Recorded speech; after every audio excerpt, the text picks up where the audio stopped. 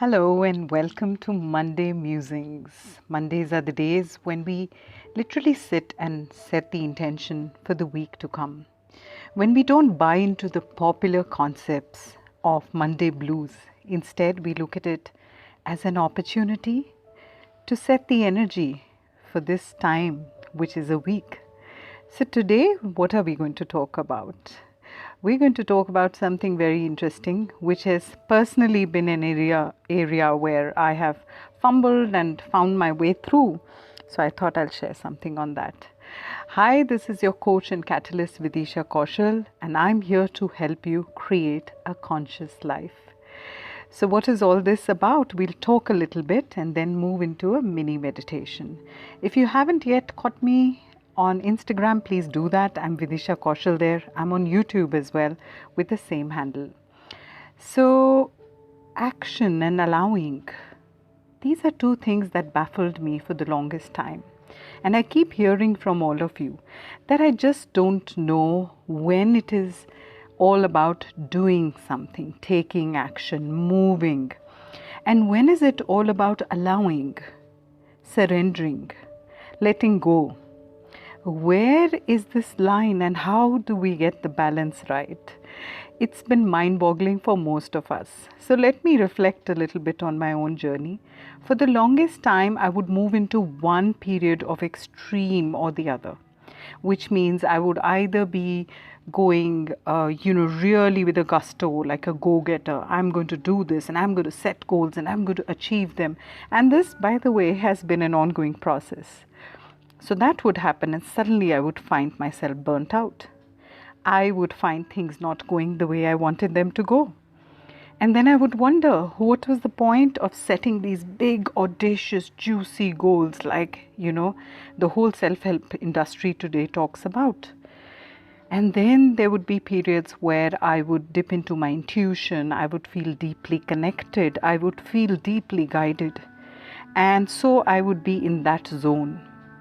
Now, the moment that zone would flow and reach towards the cyclical end, I would find practical matters blown out of proportion, bills waiting, things that haven't happened, timelines that I totally forgot or ignored, matters that I just sat on. So I started wondering, where do I get this balance right and how do I get it right?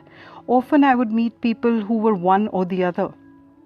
Either they were complete go-getters. Many of them have burnt themselves out, right? Look at the life of Elon Musk. Study a little bit about it, about the company Tesla and Elon Musk. And what a brilliant mind, but completely burnt himself out. And this keeps happening to one genius after the other, one go-getter after the other. And so I would wonder, like all of you. And then this is what I came upon, that it is important to balance these two. And how do we balance these two? First of all, this required me to accept that within me I contain the seeds of both. I contain the ability to take action, and I contain the ability to be connected to my intuition, to be connected to surrender. I could have both of them. It is literally like a handover from one to the other and then back from the other to the first one. It is cyclical in nature, and it happens in the smallest of tasks. It happens in the biggest of projects. If we truly understand it, things are so much simpler. So, for example, if I need to do a particular task on a day, I would go ahead, take steps, take action. But when it came to how do I ideate, what is it that I'm going to take action on, I would connect to my core. I would connect to my intuition. I would sit and meditate upon it. I would even be open to receiving signs from the universe to help me make that choice. So I would make the choice, take the action. It was a handover from one to the other, from a state of surrender and receiving to a state of doing and taking action. And then it would again move into the phase of surrender, where once again I would shift from the energy of action to the energy of allowing. It is almost like a bird balancing its flight with both its wings. One wing is of taking action, and the other is of allowing. And if the two of them work together for the same intention, everything flows into each other. And then I studied, how does the rest of nature do it? Do dogs sit down and just say, oh, food is just going to land up in my mouth? Do birds do that? Oh, I'm in a state of surrender. Everything will just come to me. They go ahead and they do what they need to do. But do they get flustered? Where is food going to come from? Where is this going to happen from? No, they don't. So they seem to be having the balance perfectly fine. They don't accumulate or hoard, which means they don't have a mentality of lack. They know they will be provided for. So to come back to the example, this is how the cycle started rolling. The moment I was done with the steps I had to take, I would then surrender the outcome. I would even surrender the quality of my work and say to the divine, say to the source, or say to God, whatever you call it, that I've done what I could. Now I leave the rest to you, because I knew the outcome is not in my hands.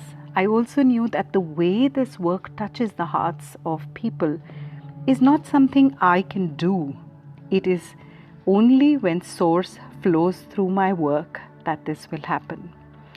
One of my favorite motivators, one of my favorite guidelines is actually stuck on my cupboard, which says, Great Creator, I will take care of the quantity. You take care of the quality. And this is from a beautiful book called The Artist's Way. Let this sink in. Great Creator, I will take care of the quantity. You take care of the quality. This simplified so much in my life, because I realized if I need to do something, all I need to know is simply how much do I need to do. I need to go live 4 times in a month.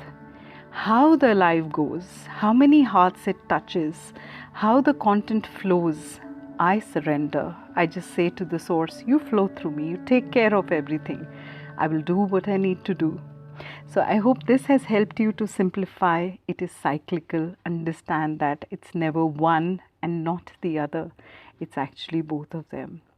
So let's just go through a small little journey at this point in time.